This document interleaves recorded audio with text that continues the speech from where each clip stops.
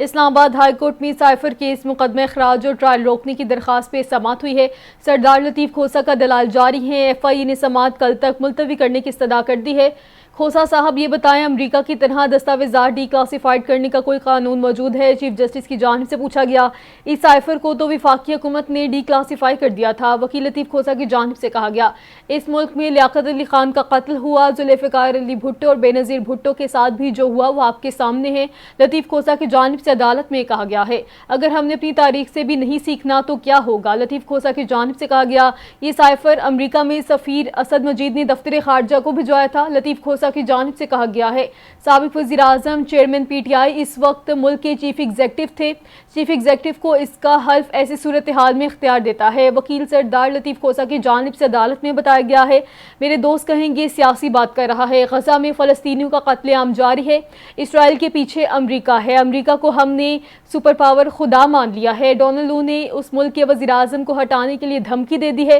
وکیل سردار لطیف کھوسہ کی جانب سے کہا گیا، یہ تسلیم شدہ ہے کہ یہ پاکستان کے اندرونی معاملات میں مداخلت تھی۔ وکیل سردار لطیف کھوسہ کی جانب سے کہا گیا ہے، پاکستان نے امریکہ سے احتجاج کیا۔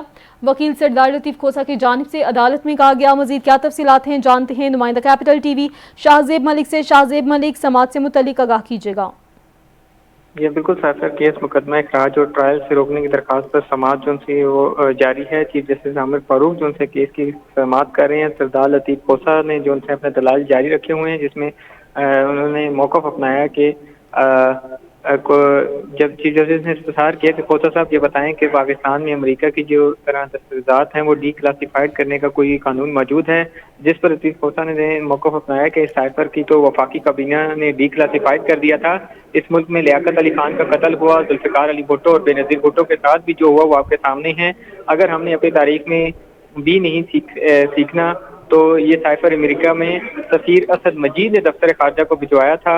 اور اس دوران جو ہے مزید کہا کہ سابق وزیر اعظم چیئرمین پی ٹی آئی اس ملک کے چیف ایگزیکٹو ہیں، اور چیف ایگزیکٹو کو اس کا حلف ایسی صورتحال میں اختیار دیتا ہے، اور میرے دوست کہیں گے کہ سیاسی بات کر رہا ہے، لیکن غزہ میں اور فلسطینیوں کا جو قتل عام جاری ہے، اسرائیل کے پیچھے امریکہ ہے، امریکہ کو ہم نے سپر پاور خدا مان لیا ہے، اور ڈونلڈ لو نے اس ملک کو وزیر اعظم کو ہٹانے کے لیے دھمکی دی ہے، یہ تسلیم شدہ ہے، پاکستان کے اندرونی معاملات میں مداخلت تھی۔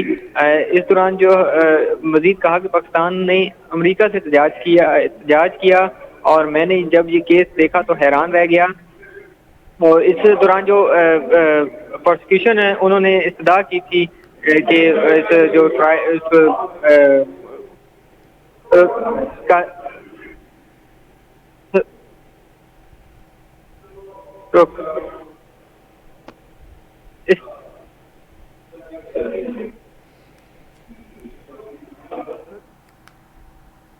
جی ٹھیک ہے، شاہ زیب ملک ساتھ ہی رہیے گا۔